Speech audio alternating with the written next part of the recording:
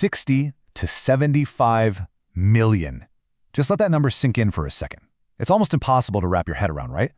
But that is the estimated number of human beings who lost their lives in the absolute deadliest conflict in human history. To even begin to grasp the sheer scale of our topic today, we really have to start right here, with this staggering statistic.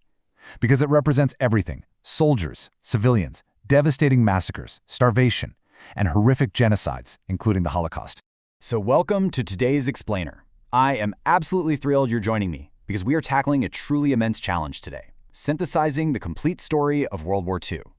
From the smoldering roots of unresolved tensions right up to its bitter, world-altering end, our goal is to take 6 years of incredibly dense global history and organize it into one clear, connected narrative. It's a huge task, but we're going to get through it together.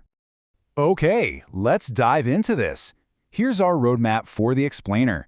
We'll start with the tinderbox and spark, watch how Axis expansion goes global, hit the great turning points, break down the Allied offensives and strategy, and finally, look at the chaotic final weeks.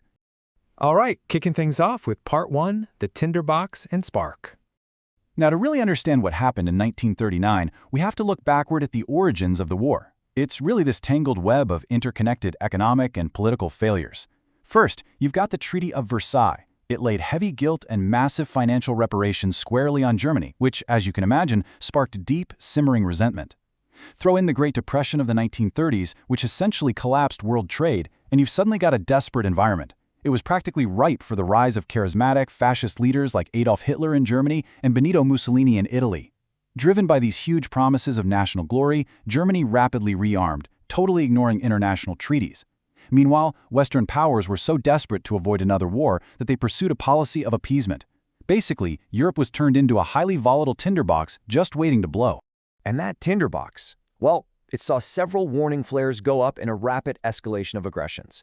The League of Nations proved to be completely ineffective as Japan invaded Manchuria and Italy invaded Abyssinia. Then, by 1938, the Munich Agreement effectively handed Germany the Sudetenland in a final, doomed attempt at appeasement. But, of course, it wasn't enough. The spark that finally ignited the whole thing came on September 1st, 1939, when Germany, under Adolf Hitler, invaded Poland. That was the last straw, prompting Britain and France to officially declare war. Moving right along into Part 2, Axis expansion goes global. So, after a weirdly quiet initial period that people actually called the Phony War, the world suddenly witnessed the shocking speed of the Axis advance. Germany unleashed what they called Blitzkrieg, or lightning war. We're talking independently operating penetration groups of shock troops, all heavily supported by air and armored forces. It was fast, it was brutal, and this early use of surprise and sheer tactical superiority completely overwhelmed Norway, the Low Countries, and led to the absolutely stunning fall of France by June 1940. Then, in June 1941, the scope of the war violently expanded. In Operation Barbarossa, Hitler completely broke his non-aggression pact with Joseph Stalin and invaded the Soviet Union. This is massive. It opened up the Eastern Front, which was a grueling, horrific struggle that would ultimately become the absolute deadliest theater of the entire conflict. But here's a really engaging question for you to consider. While the war raged across Europe and North Africa, what was the exact catalyst that turned this into a truly global, unified war spanning the entire Earth? Like, what connected the dots globally? Well, the answer lies in the Pacific. See, Japan was aggressively expanding across Southeast Asia, desperately seeking natural resources, especially oil, which had been severely restricted by a U.S. embargo. And that tension boiled over on December 7, 1941, when Japan launched a devastating surprise attack on the U.S. naval fleet at Pearl Harbor in Hawaii. This single act was the game changer. It immediately brought the United States into the war against the Axis powers. And that brings us to Part 3, the Great Turning Points. Now, what's really interesting about this slide is the profound shift in how the war was actually being fought at this stage. Think about it. In the first phase, the Axis powers held all the initiative simply through surprise, shock, and superior military organization. But as the conflict dragged into this brutal war of attrition, the Allies eventually brought out a massive, overwhelming advantage in economic and industrial mobilization. Literally, the United States alone began producing about 2/3 of all munitions used by the Allies. They were churning out warplanes, tanks, and ships at a rate that was just completely unprecedented. And this massive industrial backing fueled three absolute fulcrum points in late 1942 and early 1943.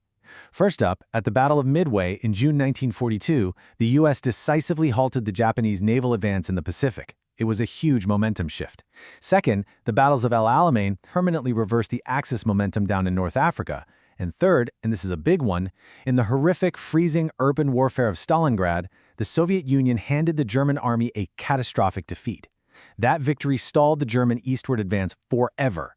The visceral scale of the Eastern Front really culminated shortly after that at the Battle of Kursk in 1943. Guys, this was literally the largest tank battle in human history.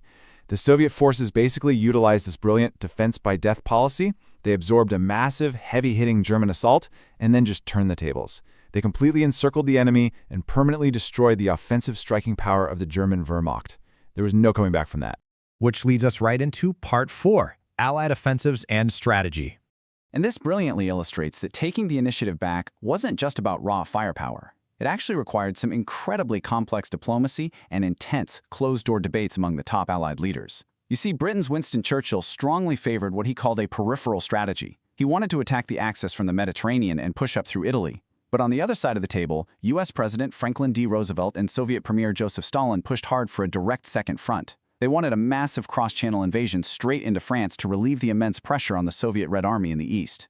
Well, ultimately, both of these approaches actually played out. By 1944, a massive, highly coordinated squeeze was placed on the Axis forces from multiple sides. The Anglo-Americans executed their direct second front by pulling off the monumental D-Day landings in Normandy, France, successfully opening up the Western Front. Simultaneously, the Soviet Red Army was pushing relentlessly from the east right toward Germany.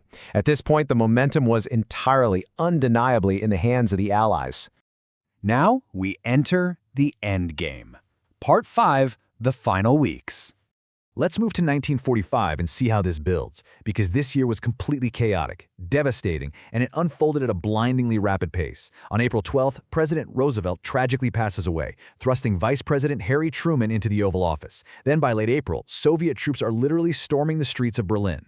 On April 30th, Adolf Hitler commits suicide in his underground bunker, and just over a week later, on May 8th, the war in Europe officially concludes with Germany's unconditional surrender. But it's crucial to remember that the war as a whole was far from over. Over in the Pacific theater, the fighting was actually reaching its absolute deadliest days. To ground this massive global macro history into some very visceral human terms, just consider the number 82.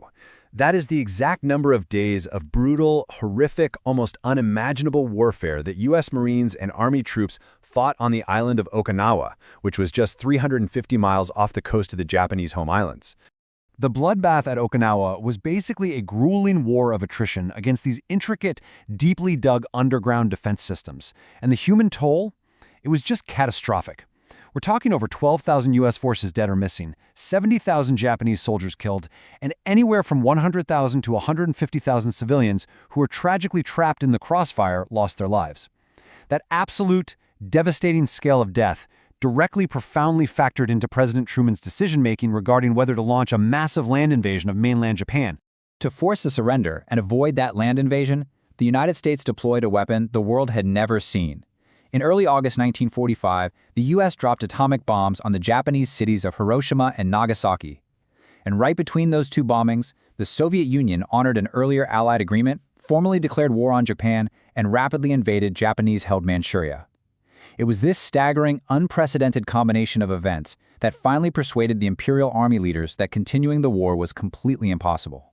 So the crucial point is this. Finally, on September 2nd, 1945, out on the deck of the American battleship USS Missouri in Tokyo Bay, Japan signed the formal instrument of surrender. And with the stroke of a pen, World War II, the single deadliest conflict in human history, was definitively over. Before we wrap up, I want to leave you with a thought-provoking question to carry with you.